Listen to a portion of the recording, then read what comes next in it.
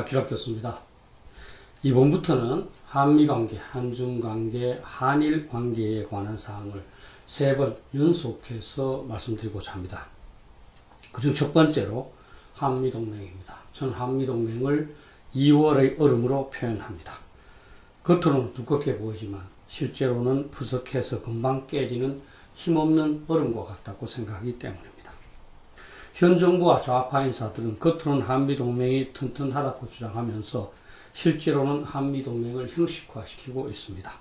북한의 핵 억제를 위해서 지난 이명박 정부와 박근혜 정부 때 설치 및 강화한 확장 억제 전략위원회나 외교 차원의 협의기구는 제대로 가동하고 있지 않고 대규모 한미연합훈련도 모두 폐지한 상태이며 대북 정책에 대한 공조도 매우 미흡합니다.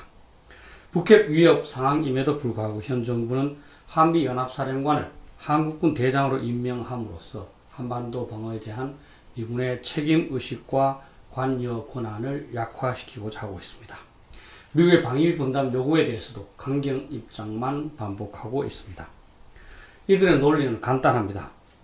미군은 자국의 필요에 의해서 주한미군을 주둔시키거나 한미동맹을 유지하고 있는데 한국의 가치가 높기 때문에 주한미군 철수나 한미동맹 약화는 걱정할 필요가 없다는 설명입니다. 그러나 그들은 왜 그렇게 설명했는지 또 그들이 틀릴 수 있는 가능성에 대해서는 설명하고 있지 않습니다.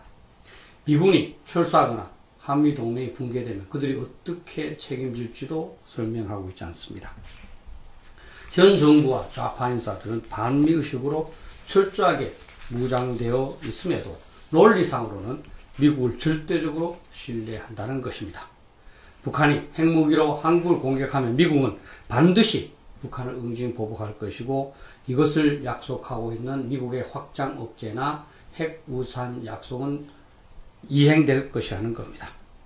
그러나 미국은 1949년대에도 철수하였을 뿐만 아니라 1950년 초에 한국을 그들의 서태평양 방어선에서 제외한다고 말함으로써 1950년 6월 25일 북한이 기습 남침하도록 하였습니다.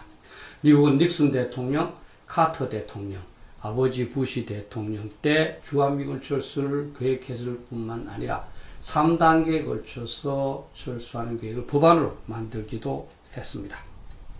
미국의 확장 억제나 핵우산은 당시 미국의 판단에 의해서 결정될 수밖에 없는 사항으로서 누구도 확신할 수 없고 원초적으로 불안할 수밖에 없습니다. 실제로 트럼프 대통령은 2018년 6월 12일 싱가포르 회담 직후 가진 기자회견에서 주한미군이 결국 철수해야 할 것이라는 점을 피력하기도 했습니다. 미국은 1970년대에도 중국이 핵무기를 개발하자 타이완을 포기했고 북베트남이 승기를 잡자 남베트남의 공산화를 방관했습니다. 한국이 유사시에 동티모르를 지원하겠다고 약속했다고 한다면 어떠한 상황이 오더라도 반드시 그 약속을 지켜야 된다고 생각하겠습니까? 현 정부와 좌파 인사들은 국가 안보를 너무나 가볍게 생각하고 자신들의 안위를 미국에 대한 신뢰로 커버한다고 볼 수 있습니다. 북한이 핵무기를 개발함으로써 한미동맹은 한국에게 사활적인 생존을 좌우하는 중요성을 갖게 되었습니다. 한국은 핵무기를 보유하고 있지 못하기 때문입니다. 미국이 자신의 핵무기를 대신 활용해서 북한의 핵공격을 억제하는 개념, 즉 확장 억제와 핵우산이 없을 경우 한국은 북한의 핵위협을 억제할 수도 방어할 수도 없습니다. 서양의 저명한 국제정치학자인 한스 모르겐소는 핵 보유국에 대한 비핵 국가의 선택지는 2가지가 있는데 하나는 미리 항복하는 것이고 또 하나는 핵 공격을 받아서 초토화된 후에 항복하는 것이라고 말하였습니다. 대부분의 이론가들이 비핵 국가가 핵 보유국을 대응할 수 없다고 생각하는데 현 정부는 미국의 핵우산 없이 북한의 핵 위협을 방어할 수 있는 기기묘묘한 대책이라도 있는지 모르겠습니다. 필자는 다양한 기회를 통해서 현재 한미동맹을 2월의 얼음에 비유한 적이 있습니다. 겉으로는 멀쩡하게 보이지만 실제로는 약하고 조금만 도전이 주어지면 바로 붕괴될 수 있는 수준이라고 판단하기 때문입니다. 그래서 2월에 많은 사람들이 얼음을 건너다가 빠지곤 합니다. 정부의 이 판단과 달리 대부분의 전문가들은 한미동맹이 약해지고 있을 뿐만 아니라 형해화되고 있다고 걱정하고 있습니다. 트럼프 대통령이 현재보다 5 내지 6배가 많은 50억 달러의 방위 분담을 요구한 동기도 한국 정부가 이것을 거부할 경우 그것을 구실로 삼아 주한미군을 철수시키려고 한다고 짐작하는 사람도 있습니다. 한국 정부가 최선을 다해서 한미동맹을 관리해도 이것이 약화될 가능성이 높은 상황인데 현 정부는 아무런 조치도 하고 있지 않습니다. 따라서 한미동맹은 곧 3월의 얼음처럼 잔해만 일부 남아있다가 사라질지도 모르겠습니다. 한국 사람한테는 그 영어 공부가 제일 어렵습니다. 그 중에서 듣기가 제일 어렵습니다. 사실은 미국 사람들은 뭐 발음기하고 전혀 다르게 이제 발음하는 게 많거든요. 저도 사실은 애로사항을 느낀 게 있었습니다. 옛날 한참 이제 영어 공부를 할 때인데요. 아무리 비디오를 들어도 알아듣지 못할 말이 있었어요. Here it go, here it go. 제가 이제 그 패스트푸드점에서 주문하는 거였는데 here or to go 갖고 갈 건지 아니면 여기서 먹을 건지를 묻는 말이었어요. 그만큼 어렵답니다. 그런데 영어를 이제 가르치는 선생님들이나 저도 뭐 지금까지 느꼈습니다만 영어는 그 빠른 말을 그대로 들으셔야지 자꾸 구분해서 천천히 들어서는 안 된다고 생각을 합니다. 결국은 우리 애들도 듣는 것부터 먼저 배운다고 그럽니다. 그래서 영어도 뭐 읽는 것도 중요하고 말하는 것도 굉장히 중요하지만 듣는 것부터 더욱더 착실하게 하는 것이 필요하다. 저도 그렇게 생각을 합니다. 도움이 됐는지 모르겠습니다. 한미동맹이 위태로워지는 요인은 여러 가지가 있겠습니다만 크게 3가지로 볼 수 있습니다. 첫째는 북한의 핵 위협에 의하여 한미동맹은 근본적으로 동조될 수밖에 없는 상황입니다. 북한은 현재 수소폭탄을 포함한 20 내지 60개의 핵무기와 그러한 핵무기를 탑재해서 미국의 본토를 공격할 수 있는 능력을 보유하고 있습니다. 2011년 11월 29일 북한이 화성 15형 미사일을 시험 발사했는데 이것은 최대 13,000km까지 비행할 수 있는 능력을 과시함으로써 워싱턴과 뉴욕을 사정거리에 두게 되었습니다. 북한은 2019년 7월 23일 3개의 탄도미사일 발사관을 설치할 수 있는, 다시 말하면 3개의 핵미사일을 발사할 수 있는 3,000톤급의 잠수함을 건조하는 사진을 게재하기도 했습니다. 북한이 수소폭탄, 장거리 미사일 대형 잠수함을 개발하는 것은 미국의 주요 도시를 핵무기로 공격하겠다고 위협하겠다는 의도입니다. 그렇게 하면 미국은 한국을 지원하지 못할 것이기 때문입니다. 미국은 북한을 초토화시킬 수는 있지만 자신의 수개 도시가 북한의 장거리 미사일이나 잠수함 발사 미사일에 의해서 파괴되는 위험을 각오해야 하고 그러한 2가지 위험을 바꾸기는 어려울 것이기 때문입니다.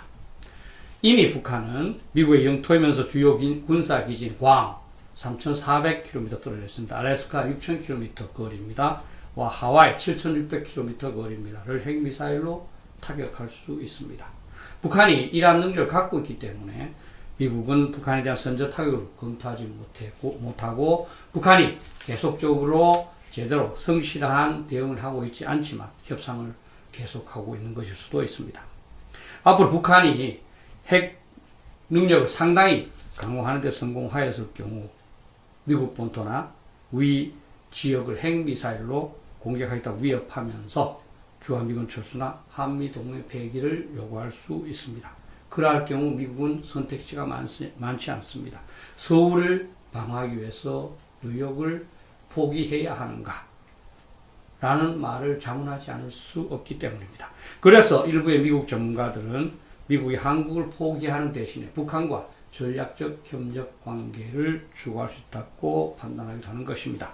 트럼프 대통령의 국가안보보좌관을 역임한 맥메스터 장군은 북한이 핵무기를 개발하는 목적이 한미동맹을 와해시키고 남한을 공산화시키는 것이라고 분명하게 설명한 적이 있습니다.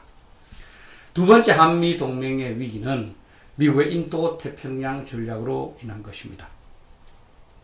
미국이 최근 인도태평양 전략을 선택했습니다.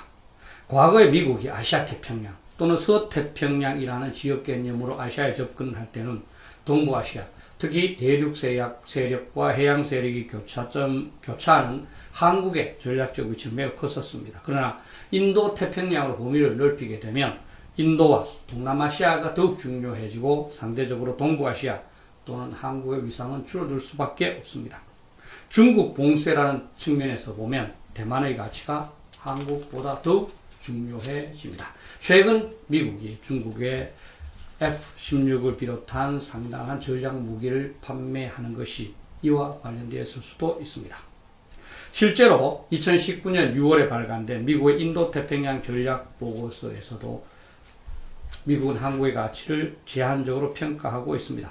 한국은 동북아시아 또는 한반도의 평화와 번영을 위한 중심축일 뿐이라는 평가입니다. 반면에 일본은 인도태평양 지역의 평화와 번영을 위한 주춧돌, 코너스톤으로 평가하고 있어서 한국에 비해서 훨씬 넓은 지역에서 가치를 인식하고 있습니다.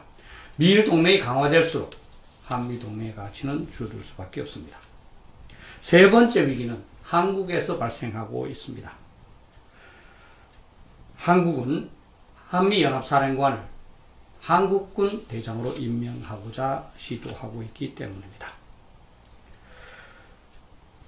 현재 한국 정부는 한국군 사령관을 한미연합사령관으로 임명하는 것을 상당히 치열하게 또 긴박하게 추진하고 있습니다. 이것은 자주적 강화라는 그 의미로 국민들의 환영을 받을 수도 있습니다. 그러나 전략적인 측면에서 봤을 때 이것은 한미동맹 붕괴의 시작일 수 있습니다. 한국군이 한미연합사령관이 되면 미군은 부사령관이 될 수밖에 없습니다. 그러면 한반도의 전쟁 억제와 방어에 대한 책임은 한국군 사령관이 져야 되고 미군 부사령관 질 필요가 없습니다. 그렇게 되면 한반도의 주사 상황이 벌어졌을 때 미군은 최선을 다해서 증원군을 파견하거나 필요한 조치를 강구하지 않을 것입니다. 그리고 주한미군과 한미동맹의 정당성도 점점 없어질 것입니다. 일부에서는 한국군인 한미연합사령관이 미군을 지휘할 것으로 예상하여 자부심을 갖기도 하겠지만 그런 일이 일어날 가능성은 거의 없습니다. 한국에서 퍼싱 원칙으로 설명되기도 했지만 미국의 경우 일시적이거나 비전투 임무 상황 이외에는 미군의 지휘를 다른 국가의 지휘관에게 허용하지 않는 전통이 있기 때문입니다. 이미 미군은 유엔군 사령관의 권한을 강화함으로써 유엔군 사령관의 직책으로 미군을 직접 운영하려는 움직임을 보이고 있습니다. 한미동맹을 약화시키는 요인은 많지만 강화를 위한 요인은 많지 않습니다. 미국 내에 있는 동맹 중시파와 한국 내 보수 국민이 한미동맹의 중요성을 강조하고 있지만 이들의 경우 모두 국내 정치적으로 영향력이 크지 않습니다. 한미동맹이라는 2월의 얼음은 점점 약해지다가 어느 순간에 소멸될 가능성이 높습니다. 한미동맹이 약화될수록 핵위협 하에서 북한이 기습 공격할 가능성은 높아집니다.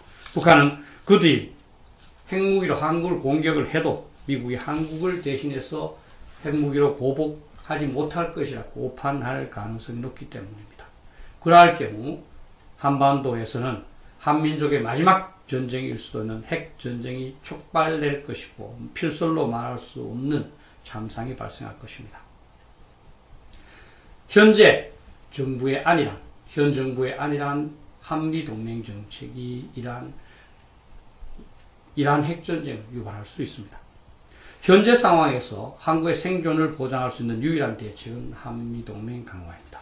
한국은 북한의 핵위협에 대응하기 위한 한미 양국 간의 정책 공조를 더욱 강화하고 미국의 인도태평양 전략에 적극 동참함으로써 미국에게 한국의 가치를 높여야 합니다. 또한 일본과도 안보 협력을 강화함으로써 미국이 한국과 일본을 별도로 인식하는 것이 아니라 한미일 3국을 함께 인식하도록 만들어야 합니다. 그러므로써 미국의 트럼프 대통령이 주한미군 철수와 같은 위험한 정책을 결심하지 못하도록 만들어야 하고 미국의 전략가들이 한국의 가치를 재평가하도록 해야 합니다. 그렇지 않을 경우 한국은 1970년대의 타이완이나 남베트남이 된 후에 미국을 원망하거나 실수를 한탄하게 될 것입니다.